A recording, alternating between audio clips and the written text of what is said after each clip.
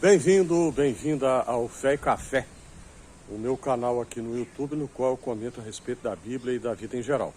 Ontem eu não consegui gravar, estou envolvido com atividades aqui no PTC, Pacific Theological College, em Suva, capital de Fiji, Ilhas Fiji, no Pacífico Sul. Mas hoje agora estou conseguindo parar para gravar. Ontem uma chuva torrencial aqui, parecia que o mundo ia acabar. Eles me disseram aqui que em Suva, pelo menos nessa área, diz que o ano é dividido em duas estações. Uma é a chuva e a outra é a muita chuva. Então agora parece que está acabando a estação da muita chuva, aí está começando a dar chuva. Mas enfim, hoje o dia está nublado, mas um dia muito bonito, bastante bonito mesmo. Hoje, para mim aqui, por causa da diferença de fuso horário, já é dia 10 de abril, mas no Brasil ainda é dia 9. E 9 de abril é a lembrança da execução de Dietrich Bonhoeffer, o teólogo protestante, luterano, alemão, da primeira metade do século XX, que fez parte daquela minoria alemã que era oposição a Adolf Hitler. Infelizmente, a maior parte do cristianismo alemão da época apoiou totalmente as propostas do nazismo e eles pensaram que aquilo estava de acordo com o Evangelho de Jesus. Claro que não. Claro que não estava de jeito nenhum. Eles fizeram uma reconfiguração do cristianismo que foi chamada de cristianismo positivo. De positivo não tinha nada, né? De jeito nenhum. Então apoiavam abertamente, totalmente, todos os horrores que o regime nazista praticava contra as minorias, contra os indesejáveis, contra os que não eram considerados como sendo puros arianos, enfim, apoiavam aquilo tudo, mesmo sendo em completa oposição ao verdadeiro Evangelho de Jesus. E Bonhoeffer fez oposição a isso. Bonhoeffer, apesar de ter vivido muito pouco, ele foi executado quando tinha apenas 39 de idade, ainda muito jovem. Foi enforcado por uma ordem direta do próprio Hitler, porque Bonhoeffer, participou de um movimento contra Hitler, contra o Führer e a Gestapo, né, que a polícia política da Alemanha na época descobriu.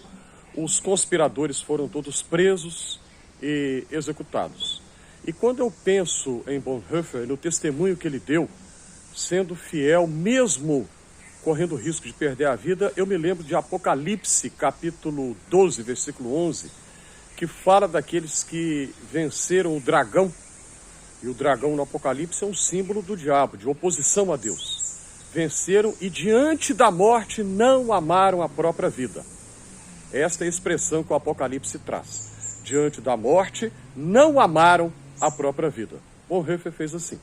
Ele poderia ter recuado por amor à própria vida, para salvar-se. Poderia ter recuado, poderia ter negado o que falou, o que fez, mas não.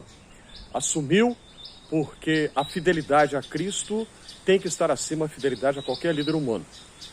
João Calvino, o líder protestante, no início do protestantismo, né, lá no século XVI, falou que o coração humano é uma fábrica de ídolos. O Calvino estava certo. E o que é um ídolo?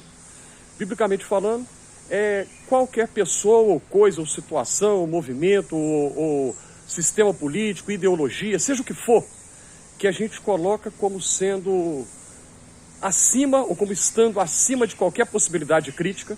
Você nunca critica, você nunca olha para os erros e falhas daquele líder, ou daquela pessoa, ou daquele sistema político, ou daquela ideologia, seja o que for.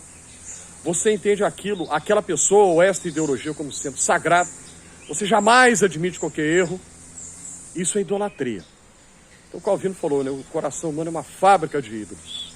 E por que eu comecei falando de Bonhoeffer, e depois falei sobre Calvino, e voltando para Bonhoeffer agora? Porque no tempo de Bonhoeffer, uma ideologia política se tornou um ídolo.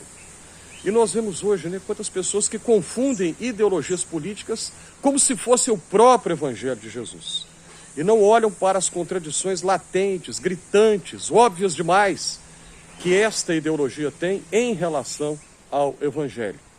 Basta usar uma linguagem que tem um vernizinho muito leve, muito superficial, religioso, basta falar Deus, pátria, família, palavras assim, e as pessoas acreditam e não observam que por detrás dessas palavras esconde-se uma prática que nega frontalmente os princípios do Evangelho de Jesus.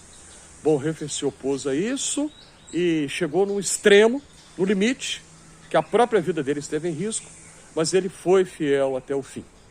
O Apocalipse fala dessa situação não apenas em capítulo 12, versículo 11 que eu mencionei, mas em outras partes do livro também.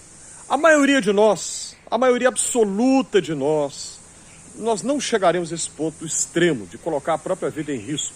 Ou você é fiel, uma testemunha fiel do Evangelho de Jesus, ou então você vai entregar a sua própria vida. Pouquíssimos de nós vão chegar a esse ponto.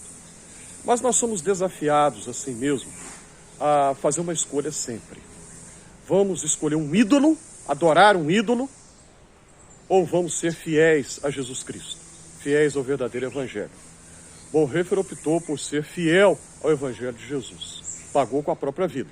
Se me permitem repetir, a maioria de nós não chegaremos a tanto. Nós somos desafiados a ter fidelidade ao verdadeiro Evangelho de Jesus. Pense nisso.